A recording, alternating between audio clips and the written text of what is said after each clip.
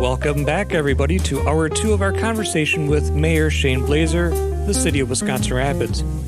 Carrie and I are with Coldwell Banker Seward Realtors here in Wisconsin Rapids. We're here for all of your real estate needs if you're looking to buy a house or list a house, or if you'd just like more information about the city. Make sure you check out the website, myrapids.com and myrapids.info, if you happen to be looking for listings of homes that are for sale or information about the area. Now let's get back into our conversation with Mayor Shane. We do hope you stick around for the rest of this hour as we continue talking about what's happening for the future of the City of Wisconsin Rapids.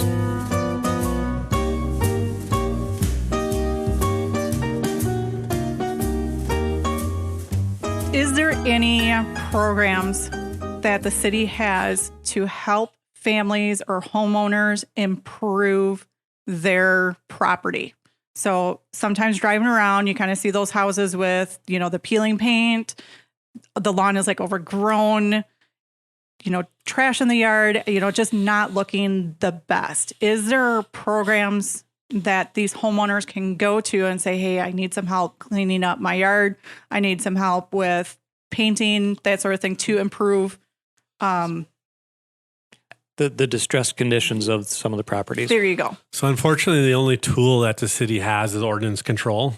So if you don't mow your lawn, the city will come and mow it for you, but it gets charged on your tax roll. There is no like maintenance or painting programs because that would take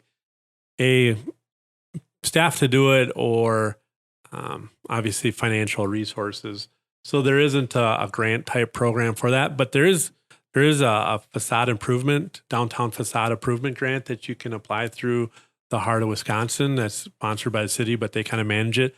And so they're trying to, for historic downtown, if you want to follow a historic plan, you can get grant money to help with that. Okay. There's also grant money available if you're going to improve an unimproved lot in the city.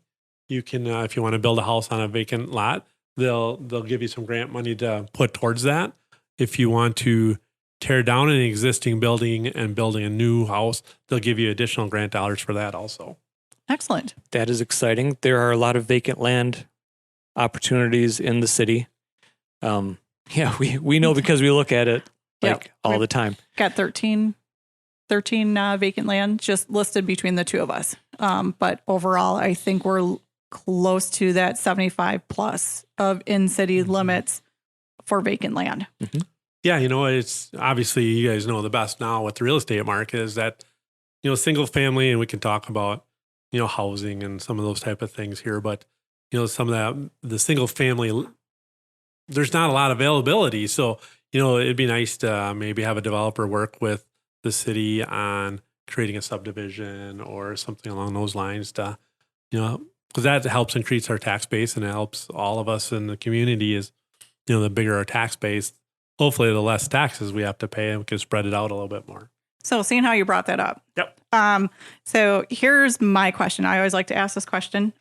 Is there plans for expanding into that townhouse condo situation? Most people always mention the single family dwelling units. We do have, I look at the millennials, they want to own their own home, but they're not set up for doing the lawn maintenance. They still want to go out and party on the weekends. Their job may take them out of town during the week. So there's not that opportunity to have it, but they do want to be homeowners. Mm-hmm. Is there plans for doing the condos or a townhouse situation so that way you can have more opportunities, but in a smaller space? Yeah, so there are a couple plots of lands that we are working with, trying to find a developer interested in developing that. So as you guys know, we have land available. Now you have to find a developer who is interested in developing that land. And then not make that price be in that $400,000, right, for a base model. Mm-hmm. If they can find a way to make it in that 100 or that 150 base model, so that way we can have some of those younger kids or be more attracted mm-hmm. for those younger, I keep calling them kids, but that the younger generation, right, in their 20s, 30s, that, I want to own my own home, but I'm not ready for the yard maintenance. I'm not ready for that. Right. Or vice versa. Those who are in their 40s, 50s, who are like, I had the yard, I'm done with the yard, but I want to move on, but I still can't afford that $400,000 price tag. Yeah, it's trying to find that balance there. And so, I know Kyle Kearns, our community development director, is working with developers and reaching out and contacting them. And anytime a project being done in the community, he'll make contact with that developer and see what other, because most of these developers have contacts with other retailers. They might, like the Starbucks developer right now, might have contact with other national chains that they work with. And so we're trying to make those connections that, well, what's the next thing we can bring to town? This developer does Starbucks, he might do another retail store. And if we can convince them that, this community might be a good place to, build that retail store that could be successful here, the more the better for us.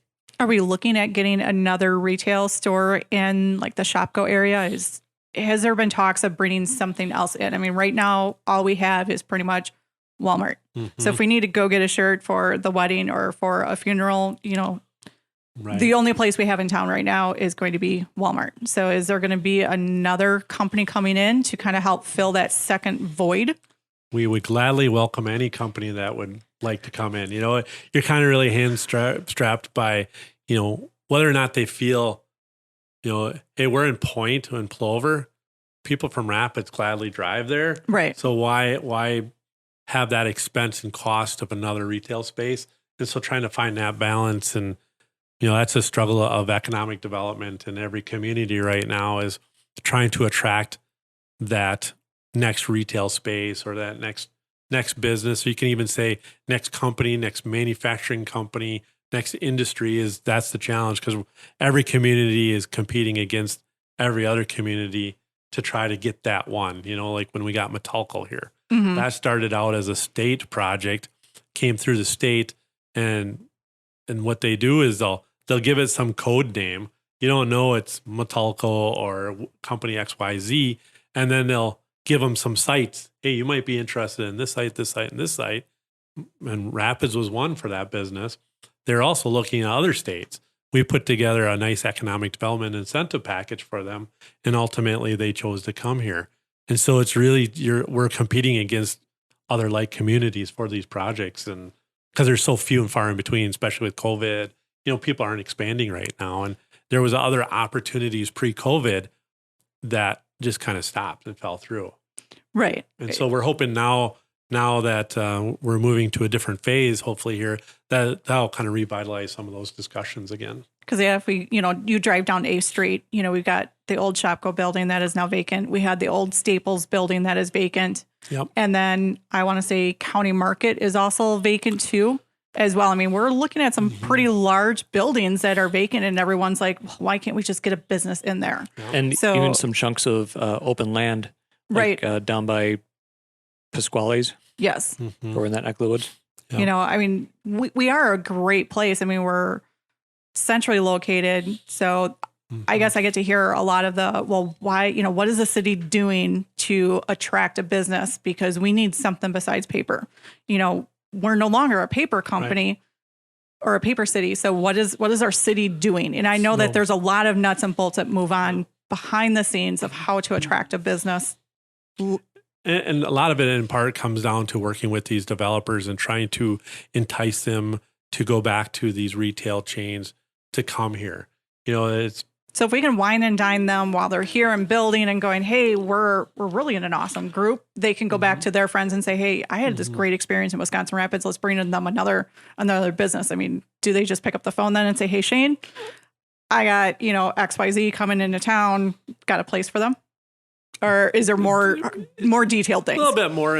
Usually it's more us trying to fight for it, because a lot of these places aren't readily looking to expand or looking to open up another location. So, it's just not easily like going to a trade show and say, hey, we're Wisconsin Rapids, and all these companies are going around to look for that next community. It doesn't work like that. They're not, they're not begging communities to come for them to go to those communities. So it's about, I think it's about selling ourselves, whether you're a developer, you're coming to town to build Metalco, or there's a solar project that's going to be starting this year down in Saratoga, or even simply, like a Starbucks chain, that's a national chain with a national developer who has contacts with other national chains.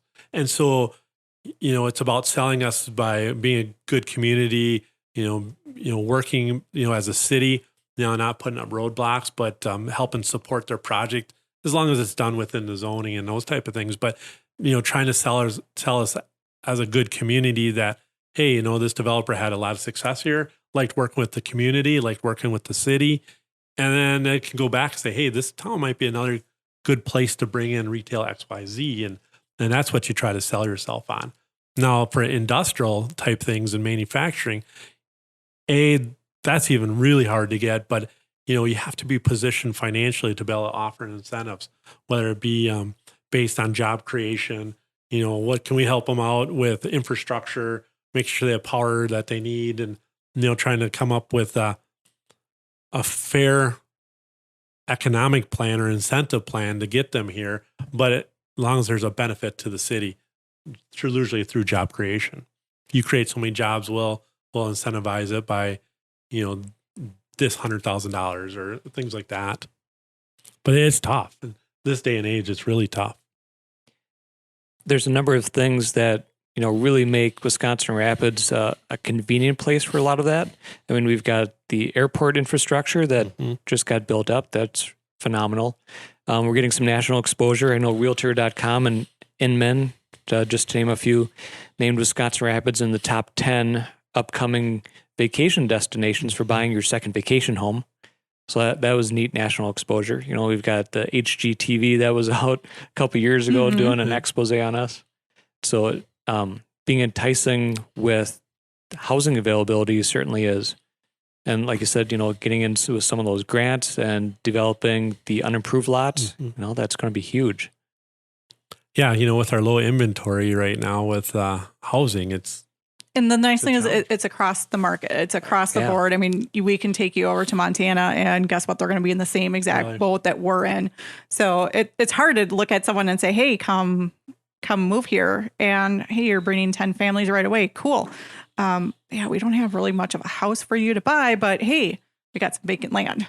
Right. So it's a little bit of that trade-off. Yeah, but it'll be 2 years before they can build. No. While they're building their company, they can just bring an extra crew to build the house for the people to live in. I mean, that's how they did it way back in the day. You got one crew working on, building the paper mill, and you had another crew building the house where everybody then lived while they're doing everything. So, I mean, we could almost go back to those old time ways.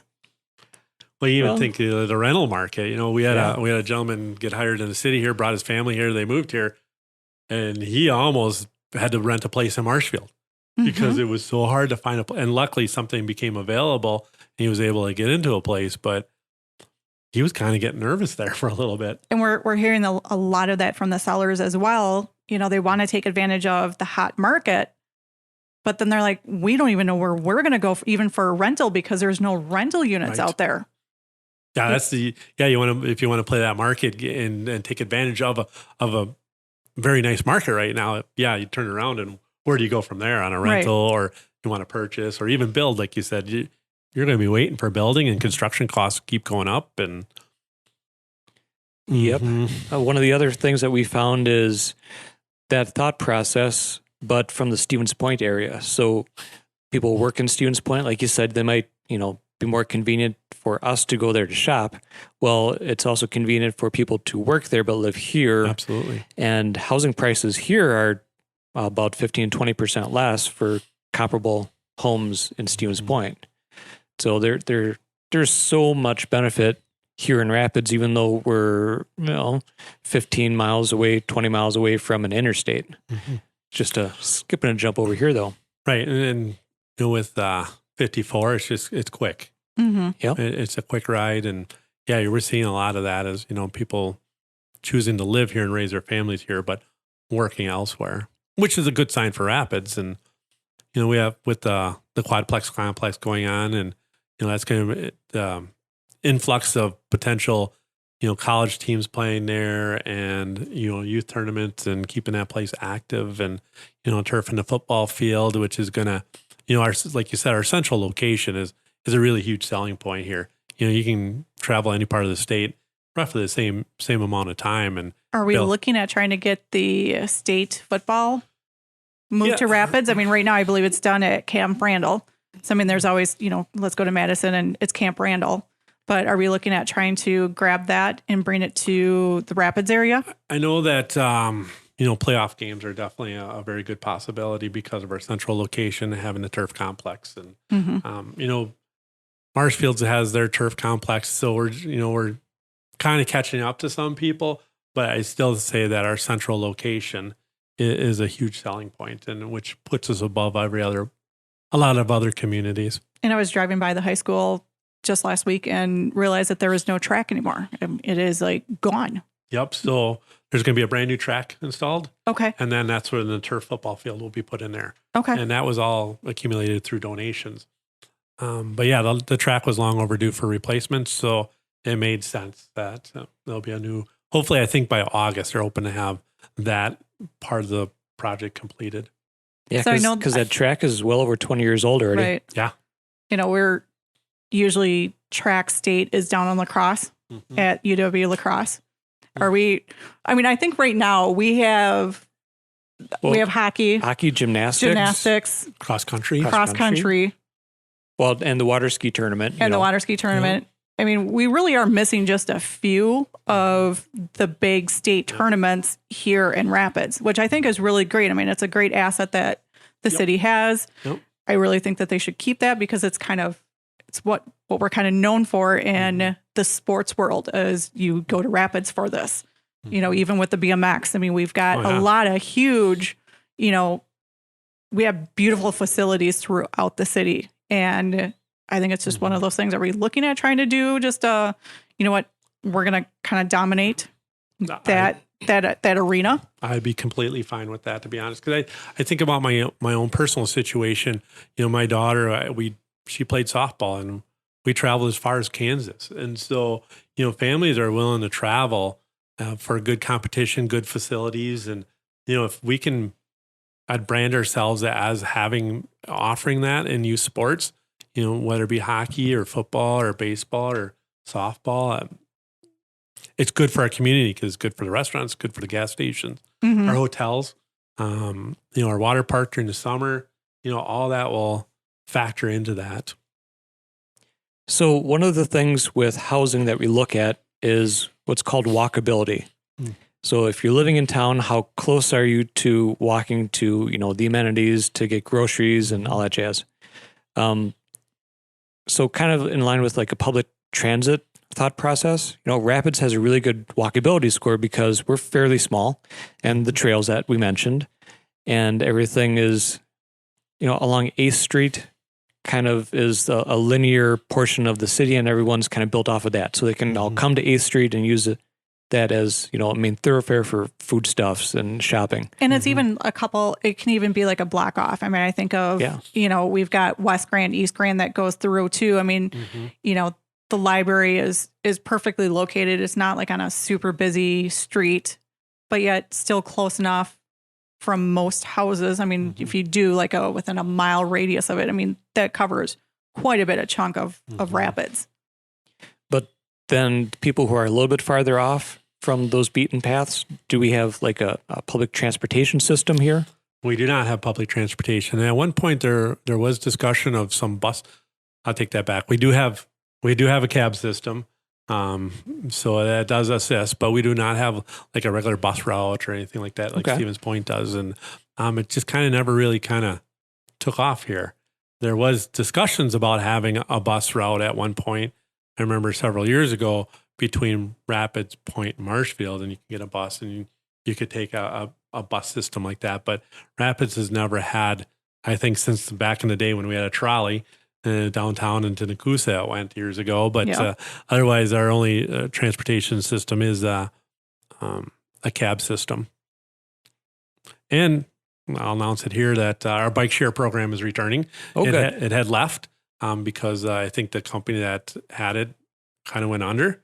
And so it sounds like there's a new partnership. And so we should be bringing that bike share program back also. And I saw that we had some of those stationed over at Lake Wazeecha. I went for a little bit of a walk, and it was nice to see that the the stand was there. The bikes have yet to come out. So when do the bikes come out? That I have not been told. But It's sometime in the future. It'll be in the near future. We are going to be working on our stations here in the city and trying to find maybe some better locations because we want to make sure it doesn't interfere with maintenance activities. And Lunch by the River, it kind of got a little congested sometimes with the bike share program down there. But so we're going to be working on some of those locations, but it will be in the near future. Okay.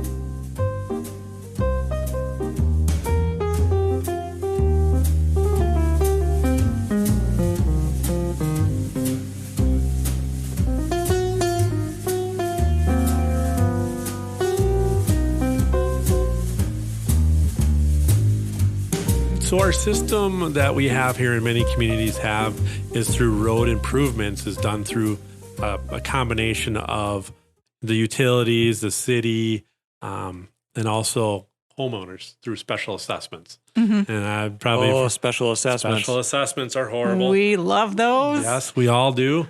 I had one on my house not long after I had purchased it, and yeah, it's many, many thousands. And I talked to a lot of people, and it's really a strain a lot on fixed income seniors. And, that's a big concern that they think it's going to push them out of their house. And potentially it could based on the size of their assessments. So what we started looking at last year, and we had hired an engineering firm and a financial firm to develop a public utility. And basically what it would be is to create a public transit utility that we would all put in as Rapids residents, like a stormwater utility. And we'd all put in X number of dollars a month. And that money would be used to fund the special assessments.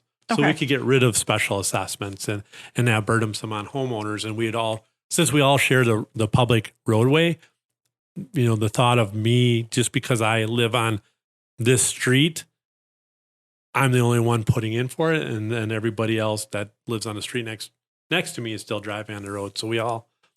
So we're trying to come up with a better cost share, and it's based on the amount of traffic that you have. So a residential would have, they call them trips, and so residents would have a low trip number.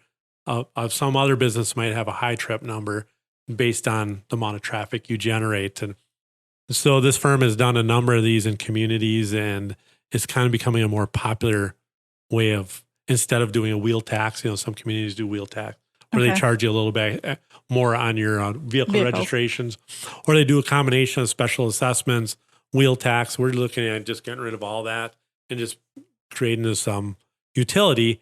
And on Tuesday night, which on May 4th, that they're going to introduce that to City Council, and they're going to give a presentation on kind of what this could look like. I have a concern for nonprofits. We've heard from churches already that have a concern about it because they are nonprofit. The problem is a lot of those people don't realize that churches are not exempt from special assessments. Mm-hmm. So in the last 10 years, we've had 5 churches with special assessments over $81,000. So that's a cost on the church. And so if we can, potentially eliminate that, and then they can, but we have to see what their trip number is, because you don't want to see a church that's paying a higher amount than they're already paying for a special assessment. And same with small businesses. I have a concern for small businesses because it seems like these type of things affect small businesses quite a bit. But as a homeowner, we will be probably the least affected because we don't generate a lot of trips because there's just not as much vehicle traffic. So I take for instance, over on 12th and Chestnut where St. Vincent is. Yep. So St. Vinny's covers an entire block. Yep. So they got 4 streets wrapping all the way around them. They got 2 blocks.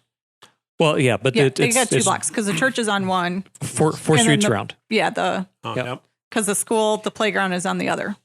Mm-hmm. And then they've got the bus traffic going on 12th to pick up the kids, a couple times a day. So I could see, they would have a lot of trips, but they'd also have a lot of assessment potential if by footage. Right. Mm-hmm. But now we used to live close to there, and we had a lot of school bus traffic due to the school being there. Mm-hmm. So I'm thinking to myself, my road's getting beat up in front of my house, but I'm not using it. It's the school bus from the school, a block or 2 away. Mm-hmm. So based on this new system, that pot of money that's being collected through this utility would then use to do that portion of the street improvement. It won't change what the city puts in for surfacing. It won't change what water and light pays and the stormwater utility and the wastewater utility.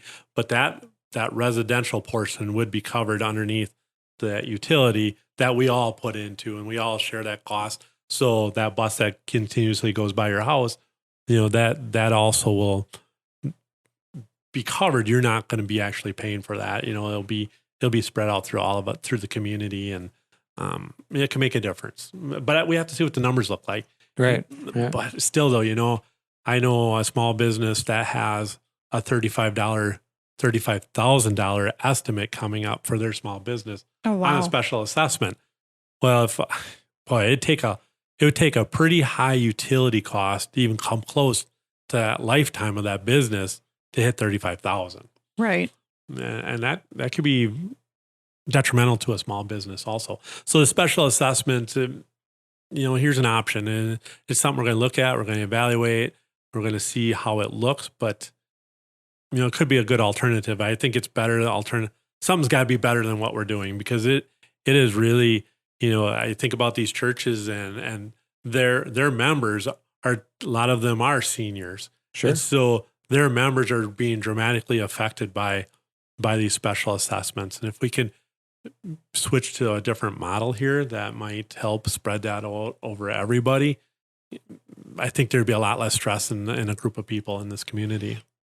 I think it'll be a lot better taken than like a wheel tax, or because those already have negative stereotypes. Mm-hmm. And wheel tax usually affect only residential type vehicles. So a lot of the bigger type trucks, they're exempt from wheel taxes. So it's really comes down to the homeowner that's paying that wheel tax, which is disproportionately and unfair. And that's my problem with the wheel tax. Well, with the wheel tax too, do you have then a problem with people who live in Grand Rapids? They're not, we're talking city, but so they're exempt. I go right across the street and, at that house is in Grand Rapids, they don't get the wheel tax, but that person is still using the city roads. Absolutely. Where does the line in the sand get drawn of, where does this wheel tax go? And so with the transportation utility, the thought is also that if you're a Grand Rapids resident, you're coming in and supporting a Wisconsin Rapids resident, you're in essence helping pay for that utility, because you're creating trips, and that's gets factored into the cost for that small business or that business.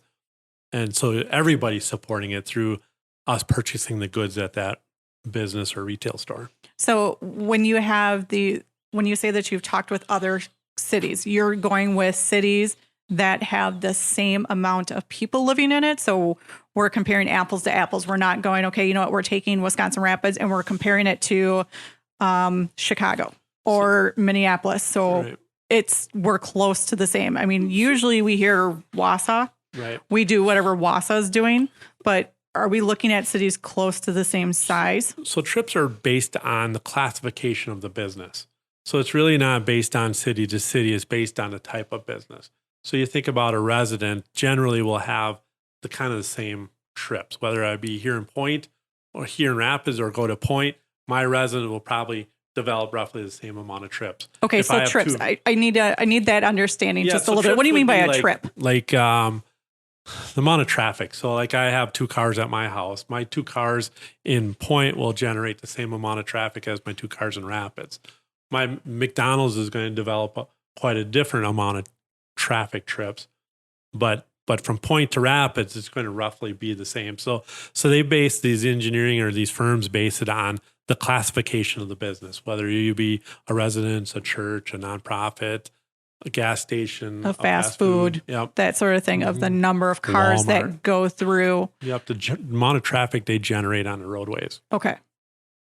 It's going to be an interesting debate and discussion, and we'll see where it goes. There are people already skeptical and concerned that, it's unfairly going to put, nonprofits in and they're going to be paying a disproportionate amount.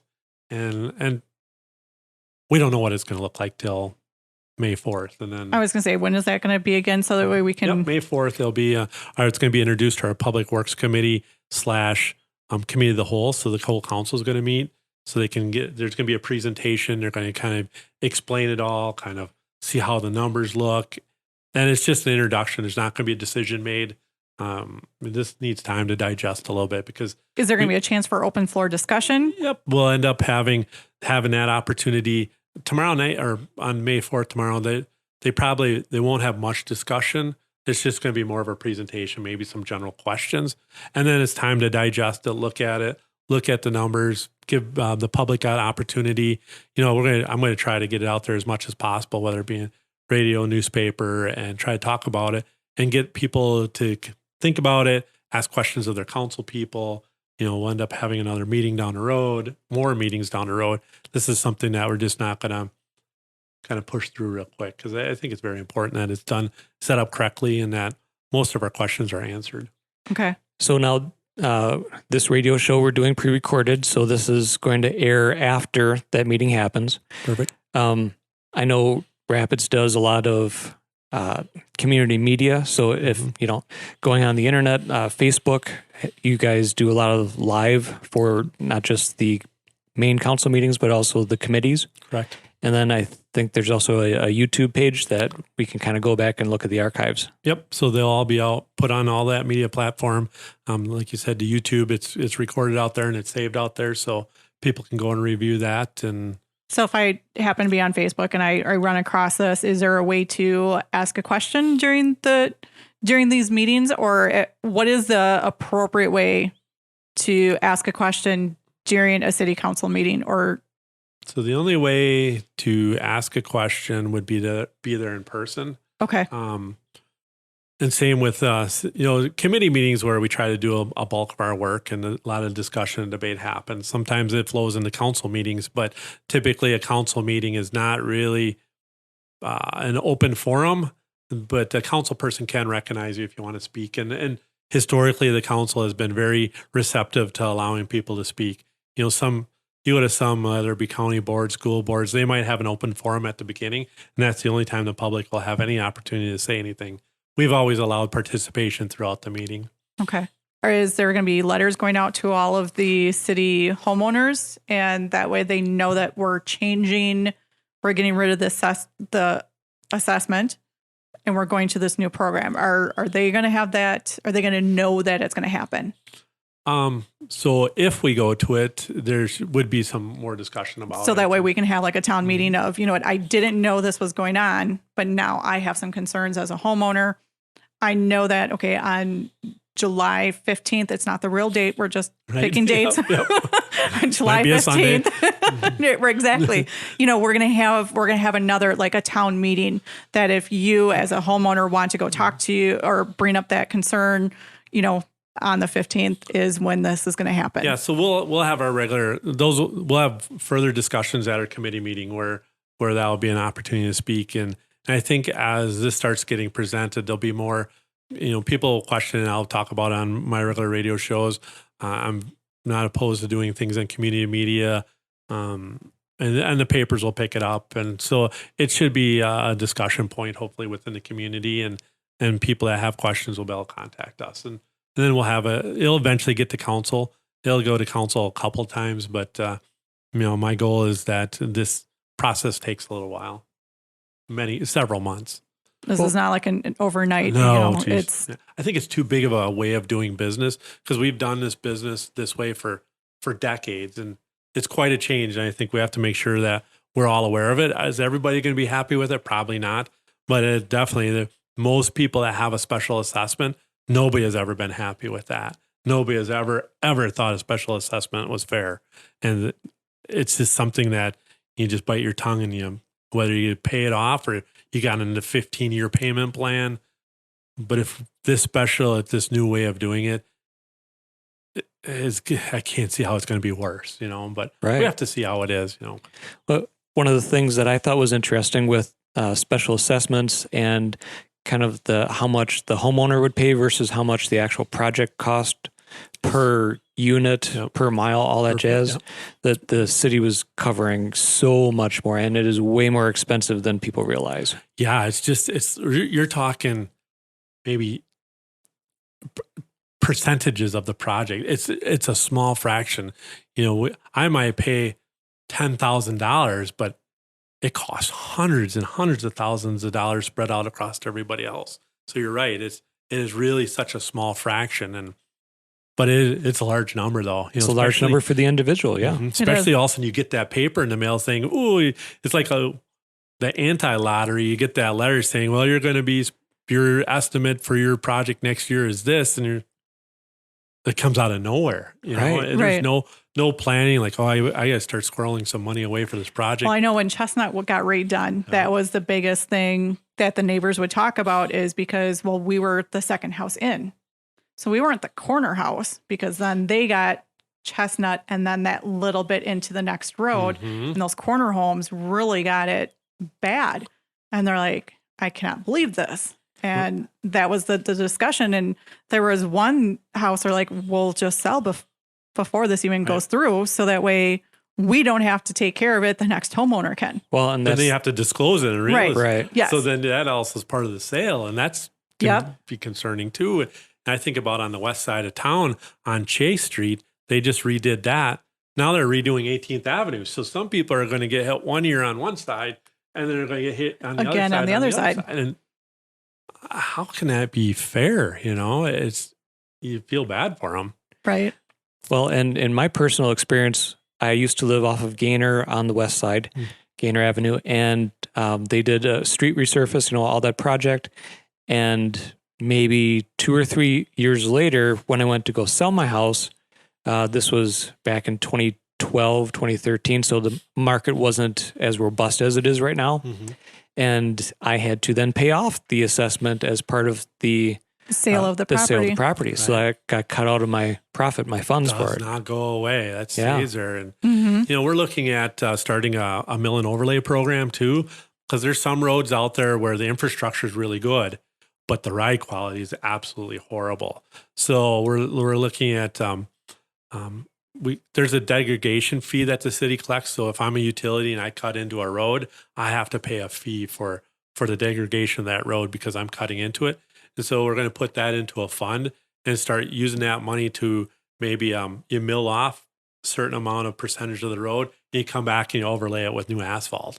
So we're trying to hopefully extend, the life of the road by, the infrastructure being good. Well, then we'll do a mill and overlay and hopefully do X amount of miles of road a year, be able to do that. And that'll improve the ride quality on those roads. Well, I know we had to put in natural gas to our house because we were still fuel oil. Oh. And, there was the debate with the natural gas company. They're like, okay, well, we really don't want to dig up the road. Can we let's look at alternatives to get you natural gas. And it was an option. It was an option of let's dig up the road. Luckily, they didn't have to go under the road. Right. We were on the correct side, but the other homes on the other side, if they wanted to get natural gas, it was digging up the road because they may not be able to get down deep enough and bore underneath. Yeah. One of the things I appreciate about the city and talking with people, in the government portion is y'all are really creative with these things.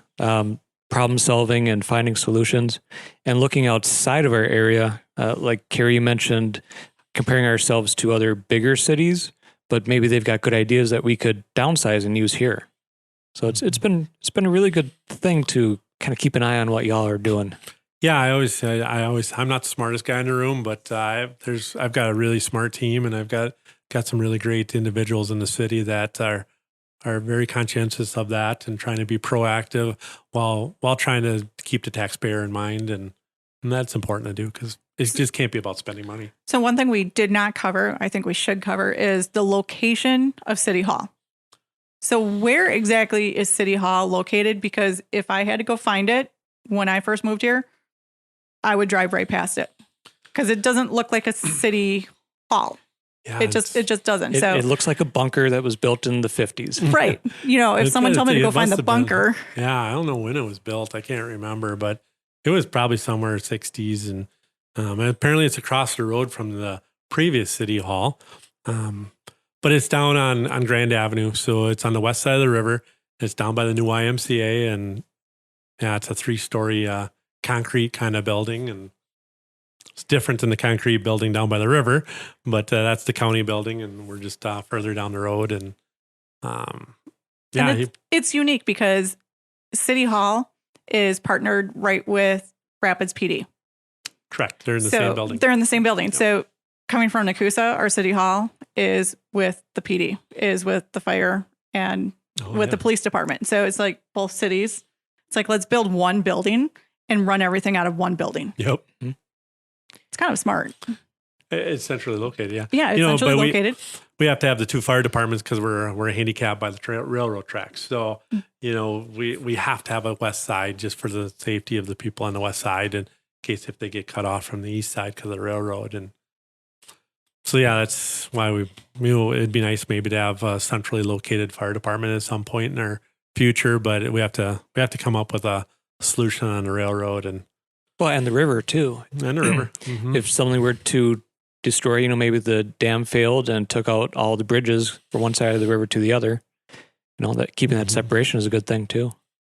Yeah, and so that's why it's important to have both sides in ambulance services, and we don't want to have any of those services hindered by whether it be a natural disaster or the railroad. So part of the services we talked fire department. The fire department also takes care of the ambulance service for the city. Yes, that's correct. And they're very highly trained, advanced life support paramedics, and they just received. I wish it's called like CAS accreditation, and it's a national accreditation. They come in a group of people and they evaluate the system, and I was lucky enough to sit on the final results phone call or Zoom call here this year. And they said this is a model fire department. They said that they wish across the country that this could be one of the model fire departments to show what other fire departments, what your fire department could look like. I could not believe the amount of praise and the things that they said about our fire department. I knew they're good guys and they're well trained. And if I needed an emergency, I'm very comfortable with it coming, but hearing an outside group of people that don't work in the state, they're from other states, to praise our fire department the way they praised them, it's something people don't understand how well our fire department is. Yeah. And the police department, Chief Blevins, is doing a fantastic job. Yes, he is. I think he's back off of injured reserve now. Yep, he's good, and so our police department is really doing well, and it's a very well run operation, and I'm very proud of our police department also. And I know he's looking at a lot of creative things on how to keep policing up to date and a lot of community oriented policing. So we went to body cameras and updated technology there for the safety of our officers and for the public, and it's transparent, and so I look at what we all look at our tax bills and all the different portions. I look at what I pay on my tax bill for city services, and I feel I'm getting a good value having the infrastructure, our street department and our police and fire and our wastewater operation, and it's pretty neat. You can go out to our city's website and go to the wastewater page, and you can get an hour-long tour and explanation on our wastewater treatment plant.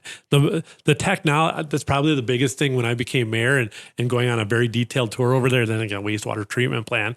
How exciting is that? But the technology, there's a lot of stuff over there. The technology and that they put into that is just amazing. I never ever would have thought that kind of technology goes into it, and the science and the bacteria and keeping it all those levels correct it's quite a science.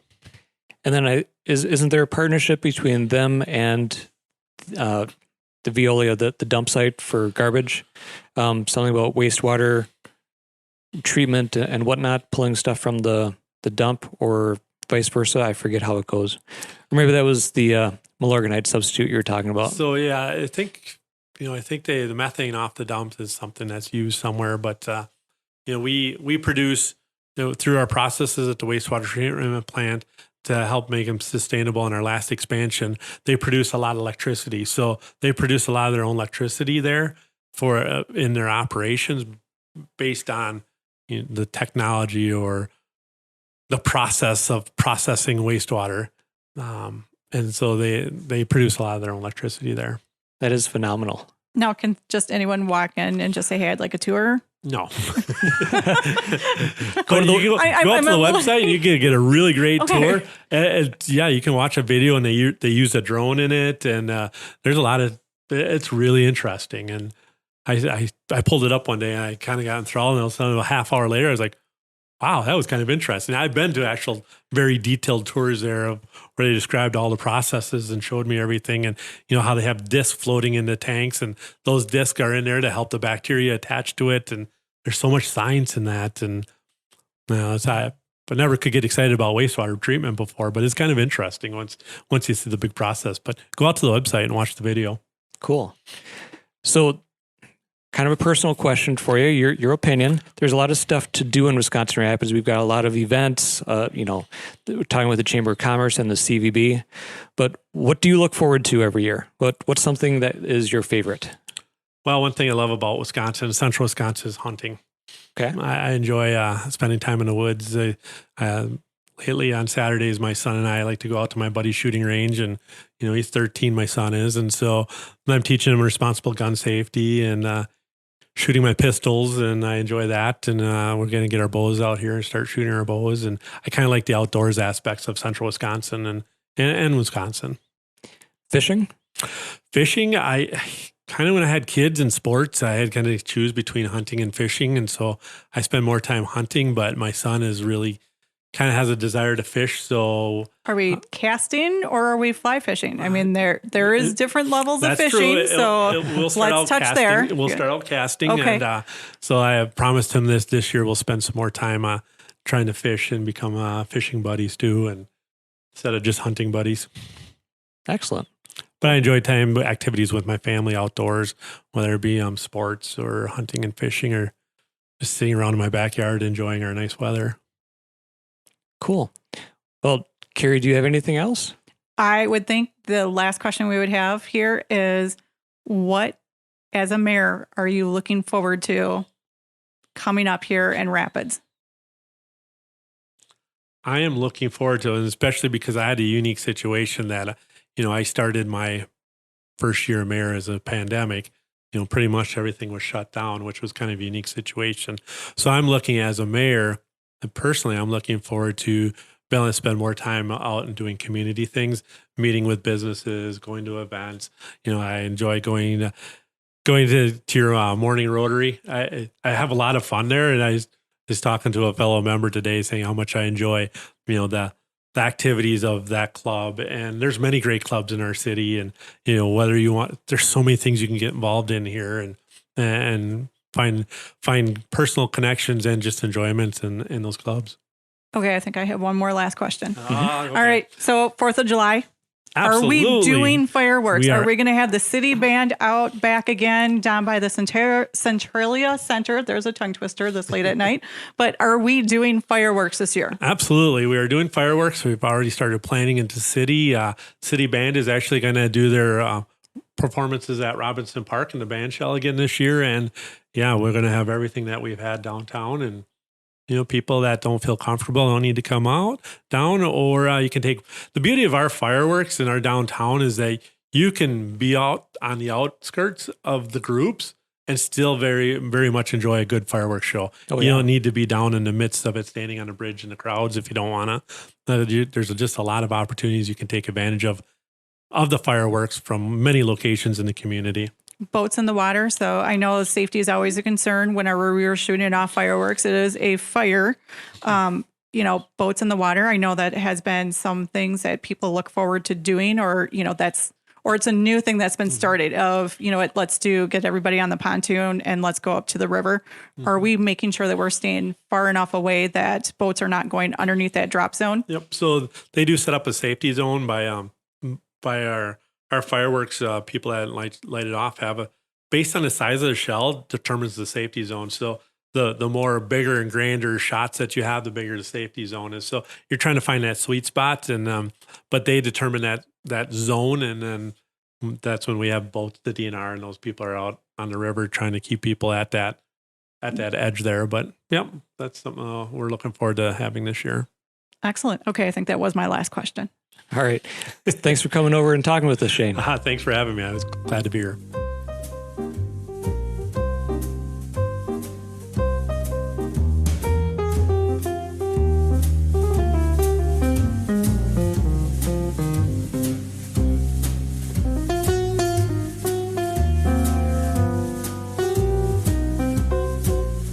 All right, that was really great to have Mayor Shane in. Yeah. And great things happening in the city of Wisconsin Rapids. So it's really great to see progress even during our pandemic, and seeing how this is all pre-recorded. Definitely want to do a big shout out to all the moms out there. Happy Mother's Day. You're listening to this hopefully while the children are cooking you breakfast. So happy Mother's Day to everyone out there. And we look forward to talking with you guys again next week. Oh, of course. And mothers can take all forms and shapes, whether you've adopted your children or you've made them yourselves or they came to you in another form or fashion. Right. To all the fur baby mamas out there too. I mean, of course, you count as well. So it's always really great to see all the moms out there. So hopefully you guys are enjoying your special day. And it's also good to see in the market for real estate that things are trending in the springtime norms as far as things are coming on the market routinely now. Right. We're seeing a lot more homes kind of popping up. They're staying on the market a little bit longer. That way we can get some buyers in there to take a look at them. So good signs all around. Fantastic. So, Carrie, how can people get a hold of you? They can get a hold of me by calling or texting 715-323-2577. And of course, we are on all the popular social media platforms, Facebook and Instagram and YouTube. Of course, podcast. So if you'd like to share this with other people in the area, we'll have our podcast link up on our Facebook page, or just, search for Carrie Nicolai and it should pop up with your gorgeous face, which they can't see right now because it's on the radio. But Carrie Nicolai is out there. And of course, if you'd like more information on our local listings, real estate for sale, head over to myrapids.com.